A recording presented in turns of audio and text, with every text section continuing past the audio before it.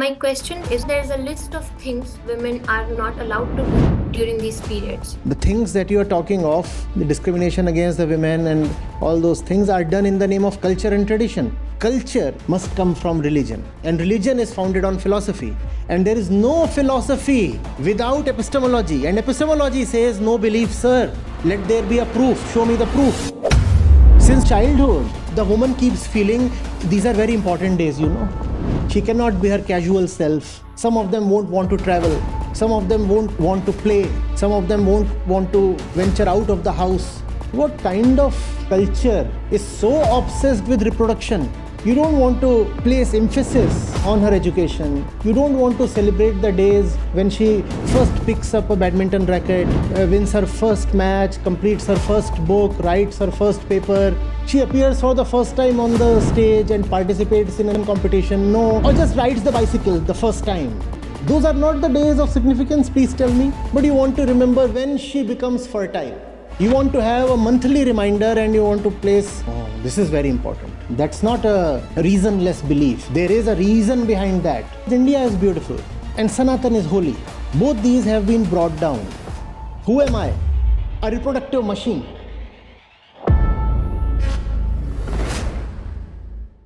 Namaste, Acharya ji. Ji. I joined the Gita session in December 23 along with my elder sister. My question is about a very common stigma in India related to monthly periods in women. We understand that menstruation occurs when the egg isn't fertilized and is shed. In India, there is a list of things women are not allowed to do during these periods. So my question is, since the grandmother intends for us to reproduce and continue this cycle, is menstruation considered impure precisely because her objective is not fulfilled during that time? Can we see it like that? No, first of all, let's not debase India by saying that in India, this is what we think and practice. India is also about the various deep, towering philosophies that we have. Why to equate only the prevailing filth with India? How is Bhagavad Gita not India? And where does Bhagavad Gita talk of menstruation? How are Upanishads not India? How are Yoga Sutras not India? How are Vaisheshik Sutras not India? Buddha and Mahavir and the entire tradition of saints, how is that not India? Or the entire tradition of explorers and scientists, how is that not India? India has scaled the utmost heights of consciousness as well. And the mission is to reclaim India. Otherwise, the fools have usurped India. They have kidnapped, hijacked India to the extent that you see in your question, you are equating all the nonsense with India. I can understand where you're coming from, but that's a tragedy, isn't it? Yes. And since this is in English and would go to the English channels, international audiences would also get the same impression that this is how Indians think and practice. They'll think that the entire country and its whole past and its philosophy is like this, where women are stigmatized on particular days in the month and on the basis of basic biological processes, and they'll say, what a stupid nation they are. And that's a tragedy, because India is also the cradle of wisdom, is it not? Yes. And yet things have come to such a lowly state that the place that raised the most beautiful ontological questions has now been reduced to a breeder of very rotten and very stupid beliefs.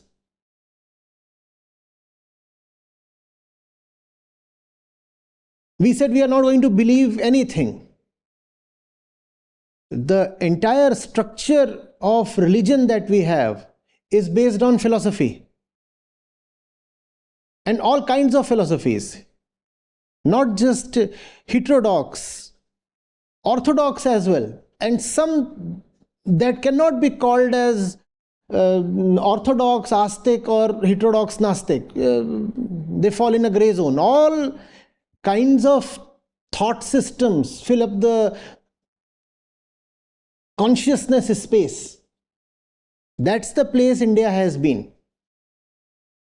What is, however, certain is that in none of the philosophical systems is there any place for belief. The things that you are talking of, the discrimination against the women and all those things, are done in the name of culture and tradition. And culture is supposedly based on religion, right? Right. Let's explore the linkages. Culture is supposedly based on religion, but our religion comes from our philosophies. And our philosophies have no place for belief.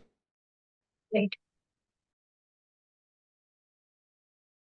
Instead, they would first thing ask, is an assertion having an epistemic basis?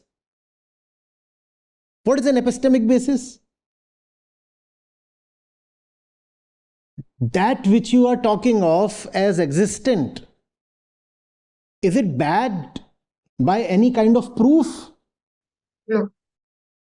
That's what the philosophical systems will ask. Okay. Indian philosophical systems are so rigorous. They have zero space for any belief or assumption or tradition. And we are not just talking of Vedanta here. You go to Nyaya Vaisheshik, you go to Yoga, you go to Sankhya, you go to the Charvaks, who are a league of their own, or you go to Buddhism and Jainism. Everywhere, the first thing that they ask you, what is the epistemological basis of whatever you are saying? Where are you coming from? What is the proof? First thing they will ask. How are you certain of your knowledge? How do you know? Don't I repeatedly ask you, how do you know? That is epistemology. How do you know? How do you know? Or are you just believing? You're positing, you're assuming, you're dreaming, you're imagining. You're projecting. You're not knowing. So, rejection of belief is the first thing in philosophy, Indian philosophy. And philosophy is the basis of religion. And culture must found itself on religion. So, can culture have any place for beliefs or tradition? But that which you call as the prevailing Indian culture is nothing but beliefs and traditions. So obviously this culture has to be outrightly rejected. Totally rejected. Because this culture is not true to our religion. This culture is in defiance of our religion. This culture is an insult to our religion. Have you understood the whole line of argument? Culture must come from religion. And religion is founded on philosophy. And there is no philosophy Belief. without epistemology. And epistemology says, no belief, sir. Let there be a proof. Show me the proof. So any culture that says something has to be done or practiced only because it has been happening since so many generations or centuries is a culture worth junking. Throw it in the trash. There is nothing to this culture. Any aspect of culture that says believe in something, practice something, surrender to something, act in this particular way, and don't ask the reason. Respect beliefs. Respect beliefs. Respect belief. That kind of culture, at least that aspect of culture, is an abomination, is a humiliation, is a disrespect to everything that is Sanatan.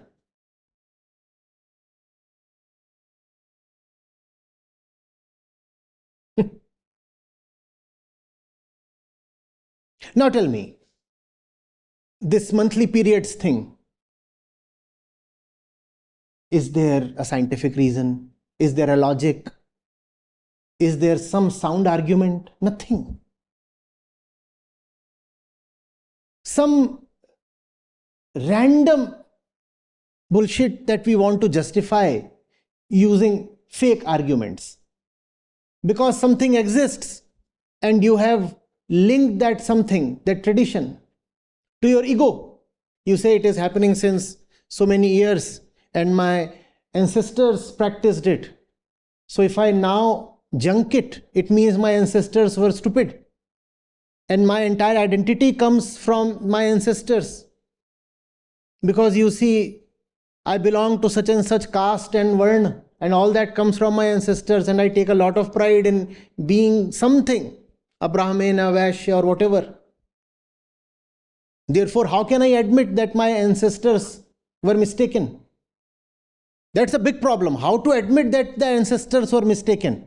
Sir, why not admit that? 4 generations later, you would be an ancestor to somebody, and we all know how stupid we are. So if we can be stupid as ancestors, why will our ancestors not be stupid? Just as we are stupid, they were also stupid. 4 generations later, somebody will say, my great ancestors, epitome of wisdom. How could they be foolish? Everybody is foolish. At any given point in time, only 0.1% of the society is wise. Everybody else is stupid. And traditions are not founded by the wise 0.1%. They are the tradition breakers. Traditions are carried forward by the dumb majority. Overwhelming majority, 99.9%. But you will come up with some argument. Because now your ego is at stake. How do I admit that my great culture and my ancestors were all at fault? So let me come up with some argument. The argument is that, the woman is always a housewife and the housewife is overworked. So our ingenious ancestors devised a trick to give the women some rest. They said for 4 or 5 days in the month, they will not enter the kitchen, meaning they will be able to sleep. See, this is how eco-friendly. Everything. Eco-friendly, anti-casteist, and silently feminist our ancestors were. Our ancestors were lovers of women. So they said, for at least 5 days in a month, let the women take some rest. So they came up with this argument. Let them not go to the kitchen. Let them not even go to the temple. So they will not go anywhere. So they will sleep. See, we have been a place that loves our women so much. We wanted to give them some rest and peace. All glory to our great ancestors. Yes, we have had great ancestors. But those who are really great, you don't even know their names. You worship stupidity in the name of greatness, and real greatness you have forgotten. India has no dearth of great names in the past, but do you know them? If I say Aruni, you look around and wonder like a fool, who is Aruni? If I say Uddalak, you will say what? Methi Palak.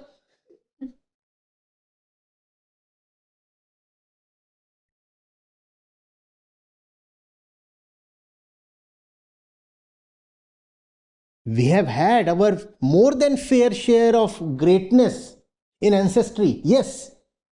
But those who are really great, as always, you neglect them, you humiliate them, and you forget them. And all the nonsense you perpetuate in the name of greatness. All the foolish things you carry forward saying this is coming from our great past.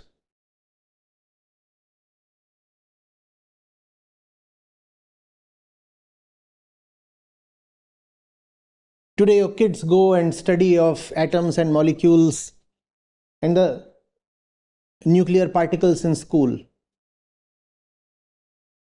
If I say Kanad is the name that should first come to you when you say Anu, you'll say Kanad. What an odd name. Why would somebody name his kid as Kanad? Stresses the nose, Kanad. Had we really been lovers of greatness, you would have found kids being named after Kanad.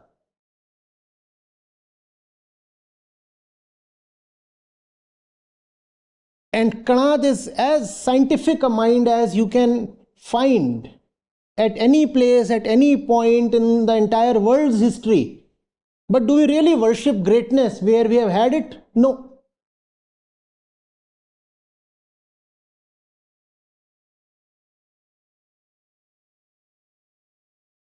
If I say Vijnana Bhikshu, you'll be astounded. You'll say, what kind of name is this? Vijnan Bhikshu? Science beggar? What does that mean? But you will say it is our great tradition that women should not put their hand inside the pickle jar during periods. Why? If a woman is menstruating and she touches pickle, the entire lot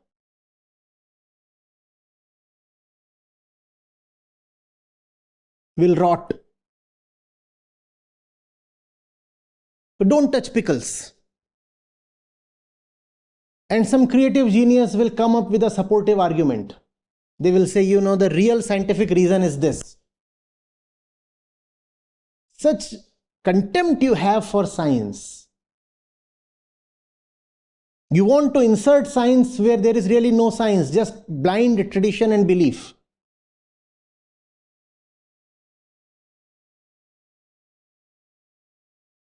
You know the fact of periods? There was this account I was reading. And the woman says, it's not just me. Most of the women that I know of, their husbands do not spare them during periods. Forget about not entering the kitchen. The man's lust does not spare the woman even if she is menstruating.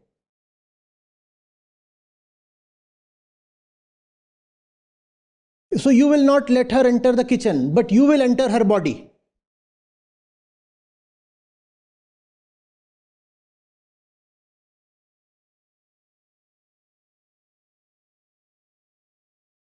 And because of this stigma you have attached to this purely biological thing, there is no count of women who get diseases, infections, and suffer silently because they cannot come out and say, most of India is still rural and small town.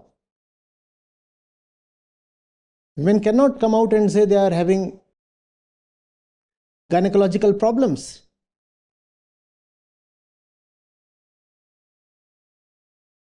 Girls, one of the inflection points when you look at the dropout rates, the comparative chart between boys and girls, one of the inflection points is at 12, 13 years of age. Girls just drop out because there is a stigma attached to menstruation. They stop going to school. because their parents didn't tell them anything. There is no sex education. And when the bleeding starts in the school, it becomes a spectacle. There is just so much shame and embarrassment. And for the others, it's good fun. And girls just drop out.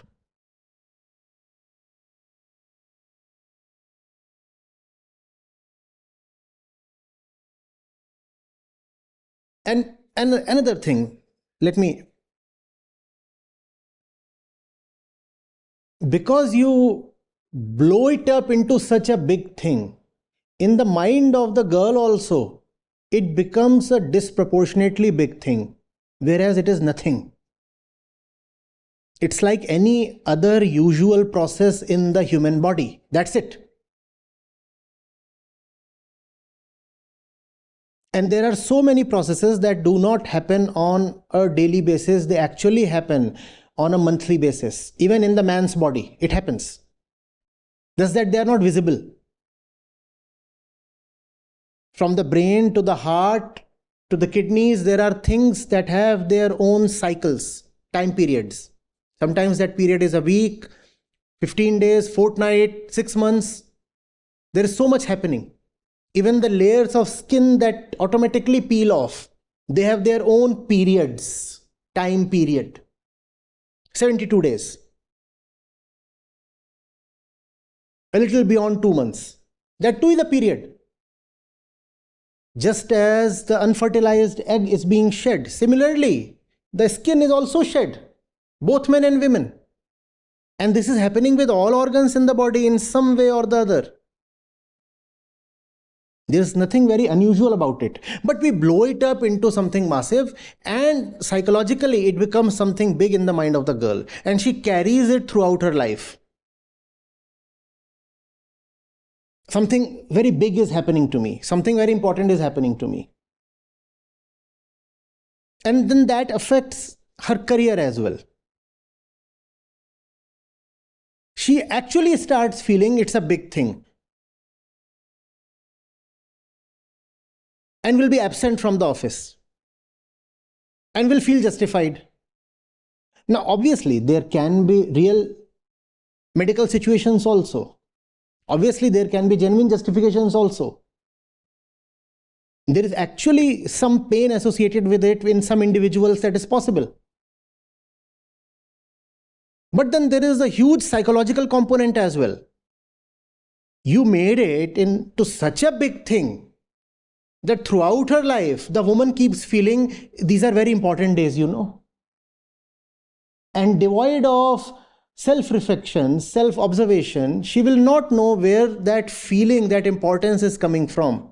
She will feel, and then there are exaggerated mood swings. Some part of that is hormonal and some part is just psychological.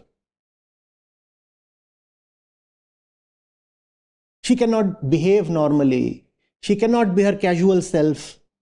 Some of them won't want to travel. Some of them won't want to play. Some of them won't want to venture out of the house. And they will think, this is a sovereign choice, it's a free choice. It's not a free choice. Since your childhood, this was made into such a big thing that you are carrying the trauma.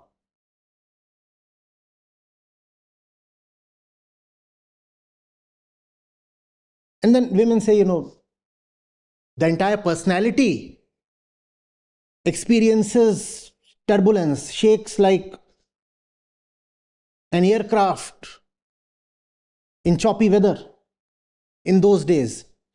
Some part of that is obviously biological and hormonal, but please understand, some part of that is cultural.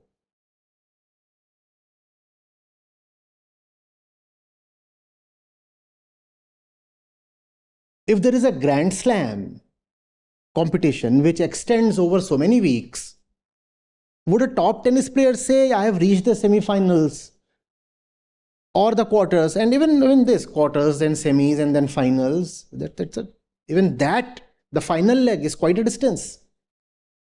Will she say, I'm on my periods, so I'll allow my performance to be affected? No, not at all. And she can't just be on pills and postpone periods by 2 days or 3 days, because the entire competition is just weeks long. How long can you postpone it? You take it in your stride. You just take it in your stride. Every mammal menstruates. Every single mammal. From dogs to cats to cows to...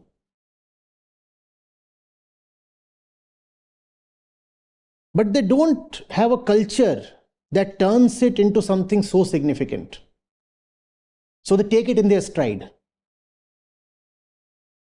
For them, it's an ordinary event, a usual thing, nothing spectacular or...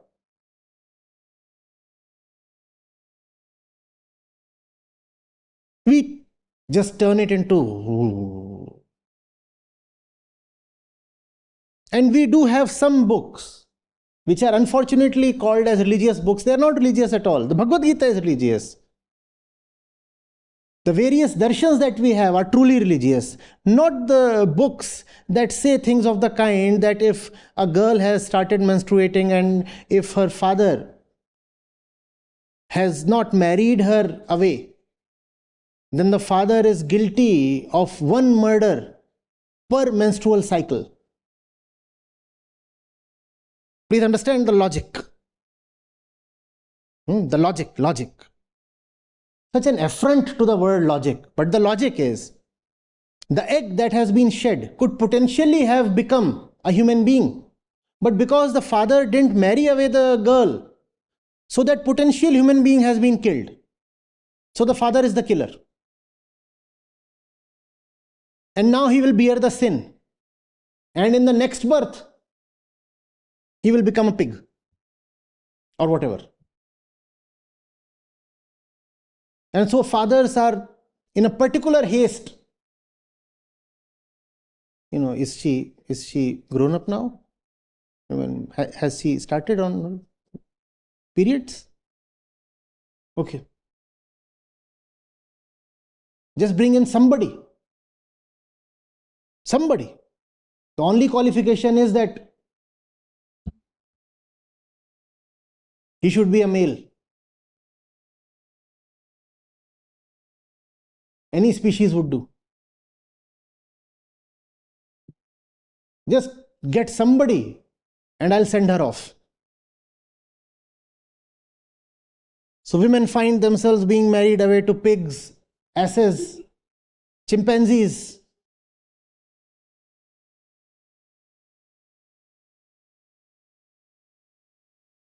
Just so that the father can absolve himself of sinning more.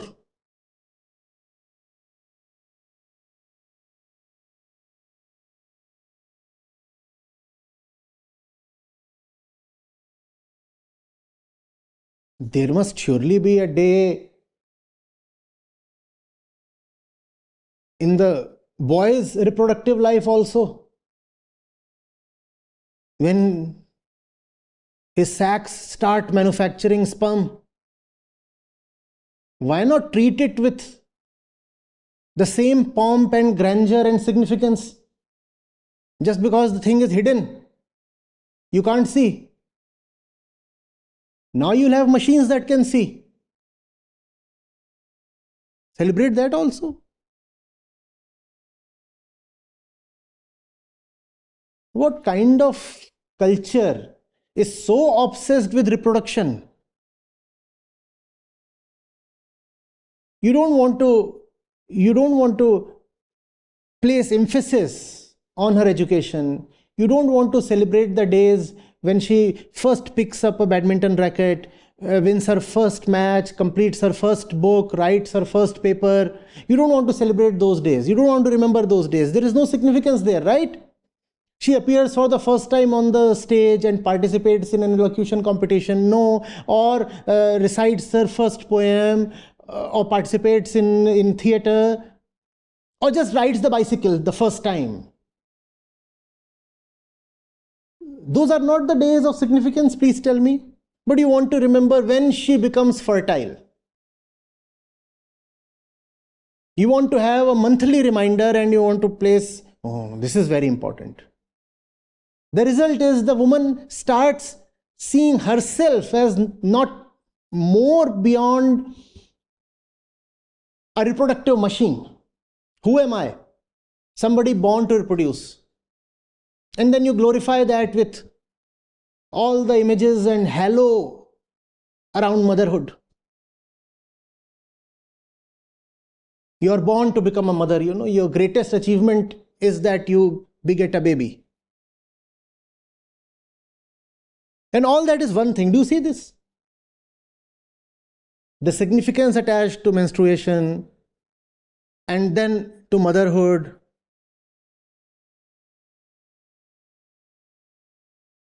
And the entire structure of exploitative patriarchy, all these are one thing.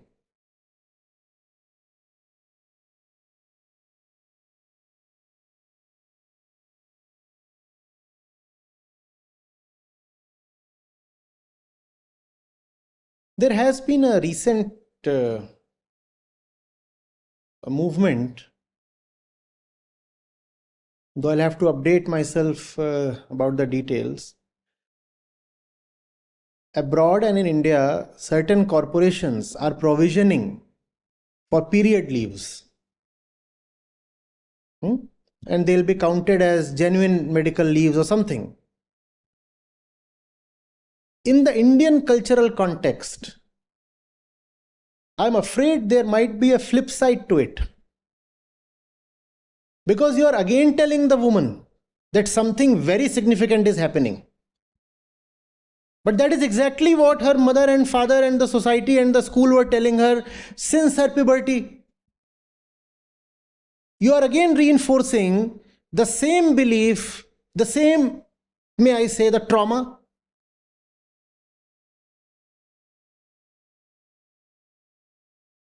Somehow she became a career woman, somehow she entered corporations, and here again the HR comes up to her and says, we have this new progressive policy now. You can have period leaves. Which is, I understand the intention, and I see that it's coming from a place of empathy. But also understand that in the Indian context, we must first understand how vulnerable the woman is and what kind of experiences she has already passed through. Obviously, if there is a genuine medical reason, she must be entitled to have leaves. Obviously, no one can dispute that. I'm talking of the psychological component of the whole thing.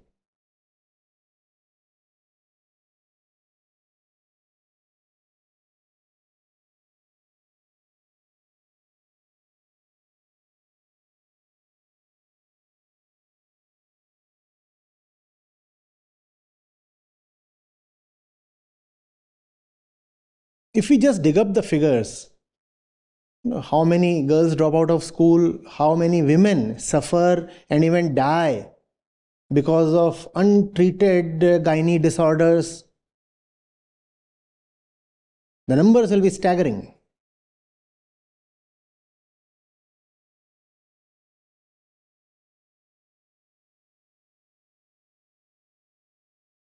Then we want medals in Olympics. So you have to train, if you are talking of female athletes, you have to train them since the age of 6 or 8. If we really want them to perform and win something for you 10 years later. How will you produce world-class swimmers if periods are such a taboo? Or even tennis players, where the norm is to wear short skirts. Or weightlifters.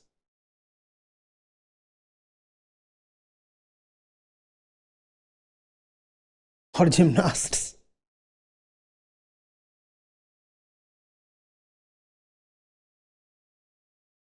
It's a simple and normal thing. There's nothing to raise such a big hue and cry about. Simple. Why turn it into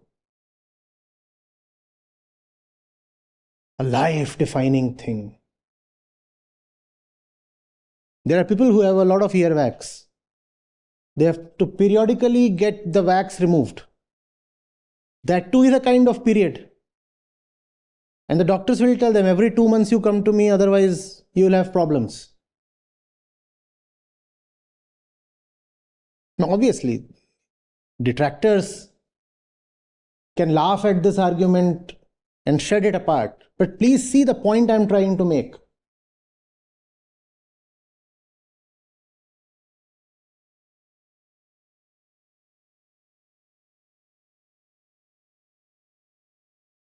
All in all,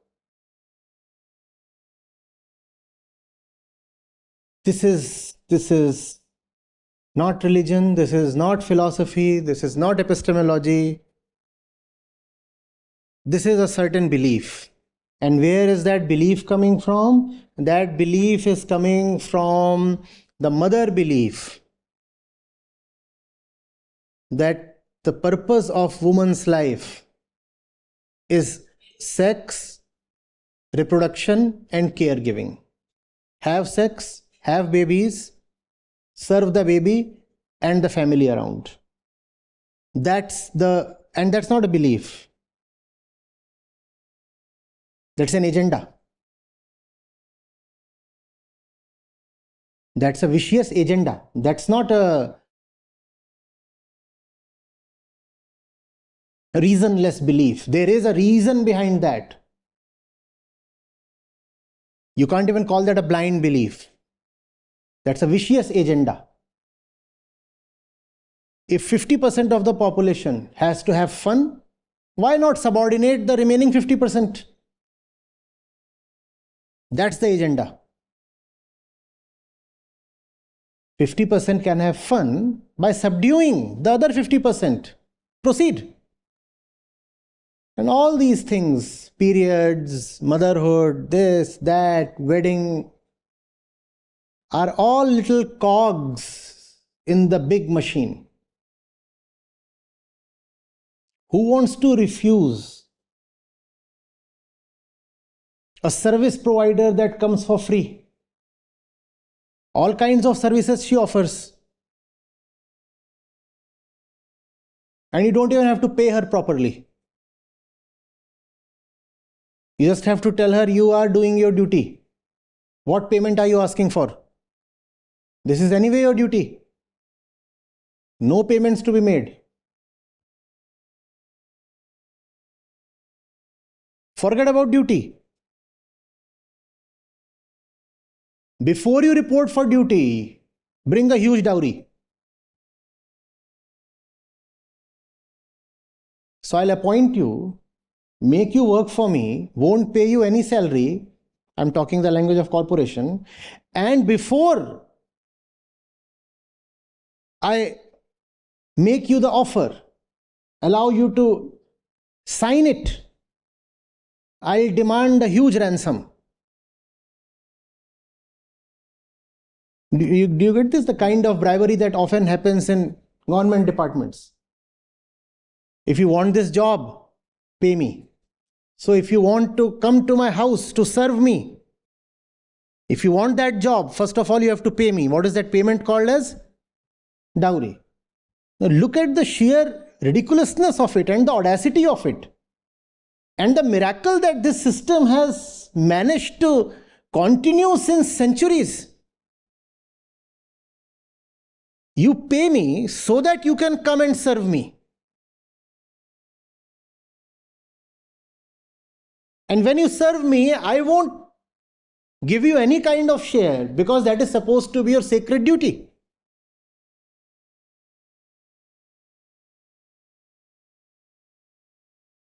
So when you look at the broader picture, why menstruation happens to be such a big thing in our minds and all these things, That's the bigger picture. That's the broader agenda.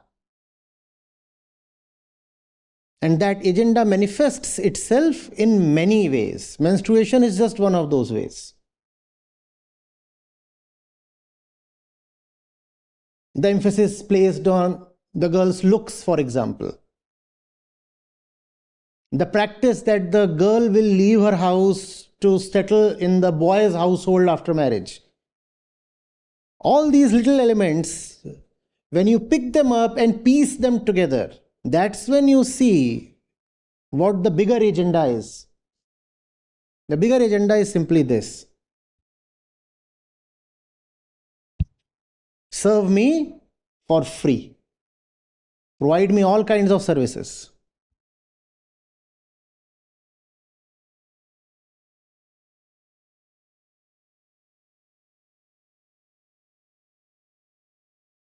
What other agenda can one have when one is operating from a point of self-centered ignorance? What other agenda can be there? That's all that the self-interested ego wants, right? Some pleasure at the cost of exploiting the other. What else can a selfish person want? I want to have my pleasure. If that means I have to exploit or kill somebody, so be it. That's all. There is no divine complexity in anything. Don't think of it as, there has to be some mystical element in this, some wholly unknowable that we mere mortals cannot comprehend. Nothing of the sort. Human beings are selfish, as are all animals. And if they can create a system whereby they can have somebody serve them for free, they will create that system. That's it. No divine complexities here.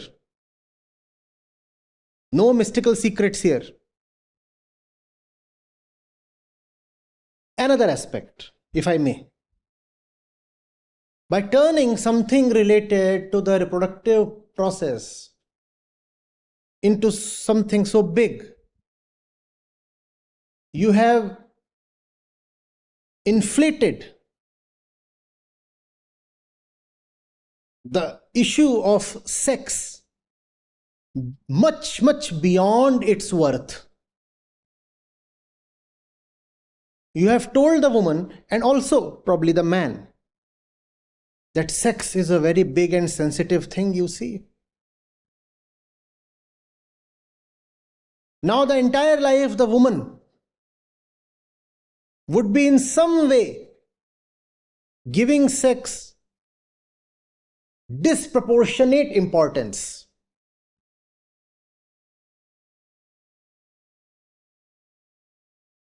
And that disproportionate importance manifests itself as both submission and abstinence. Sex is such an important thing. And as a woman, it's my duty to provide this important favor to my Lord when he so desires. Because it is important. It is not only important, it is something governed by culture and rules and tradition, forces outside of me. So I don't really have agency there, So when the Lord comes and says, disrobe, because such is my will, I will follow my Patni Dharma.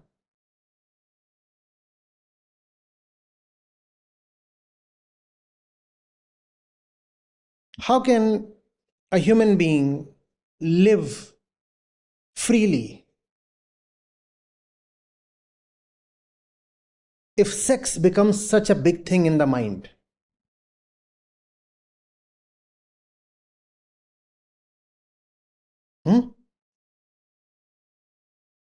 How virtuous are you as a wife? That is determined by your sexual conduct. What nonsense.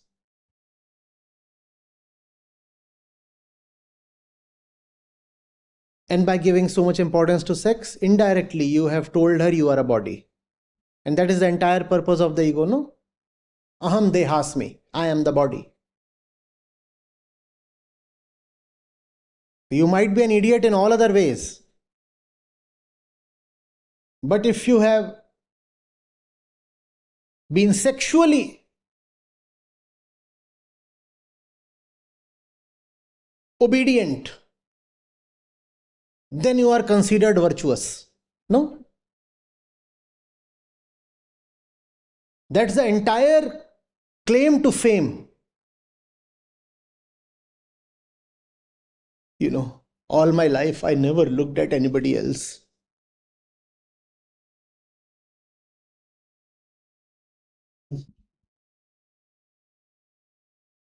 Now, I'm not suggesting that you go out and look at 20 other people. But whether you do look at someone or you don't look at someone, how does that become something so big? I would rather want to know how truthful has been your life. Instead of your submission to your lords, I would want to know how deep your submission to the truth has been. That's the measure of virtuosity.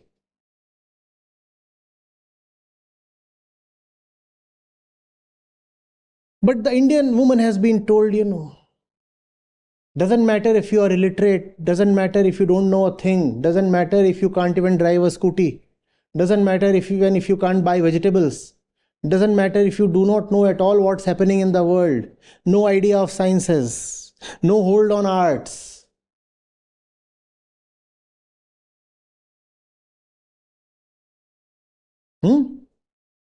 Asked to draw something, the most you can draw is a blank.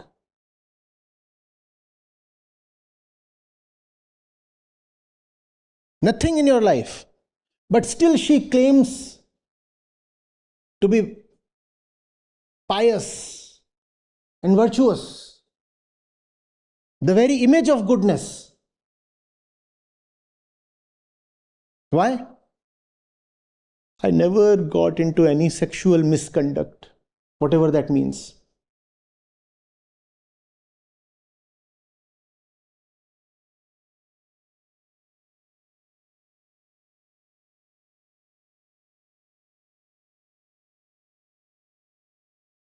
Considered my husband as the Lord. Now I'll certainly be salvaged.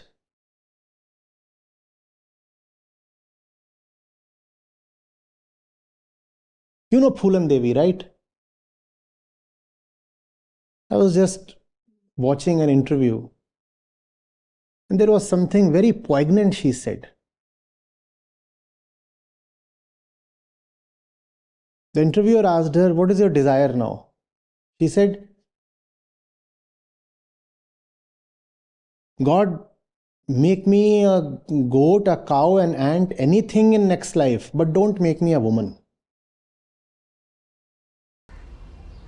आप अगले जन्म में क्या बनना चाहेंगी? हम अगले जन्म में भले ही जानवर बन जाएं पर इस तरह की मतलब औरत नहीं बनना चाहेंगे. And in the same interview she said, now that she got elected, right? She became a political representative, you know of that. She said, I feel ashamed when these people bring me papers and I can't read properly, but now I'm learning in great haste. And I want to be able to read everything and decide on my own and be a good representative. So there is consciousness. She could have been so much more. And given an opportunity, even at the fag end of her life, she was trying to be so much more in terms of reading, writing, understanding, talking, discussing, making policies, taking decisions. She was trying to be so much more. But in the initial part of her life, you know what happened to her, right? Raped repeatedly. Because that's how we look at women and we say this is our culture, and then to hide the very obscenity of it, we say we worship women as goddesses. So really, Had we really worshipped them as goddesses, we would have looked at them in such vulgar and sexual terms in all kinds of ways possible, including menstruation.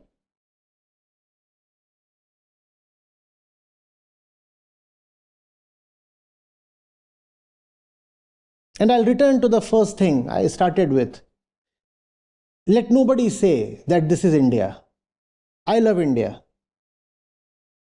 India is beautiful. And these idiots have no right to call themselves Indians. India must be reclaimed. If you are proud of being an Indian, then you have to understand the essence of India. You'll have to go back to the roots. And you'll have to give India her due.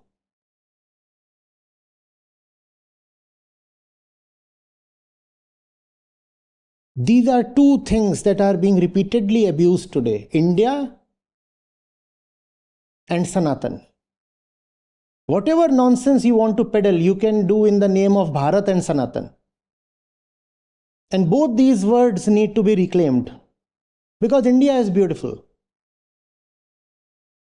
and Sanatan is holy. And they have to be restored to their beautiful and holy places. Both these have been brought down. Both these have been abused. We cannot allow the abuse to continue.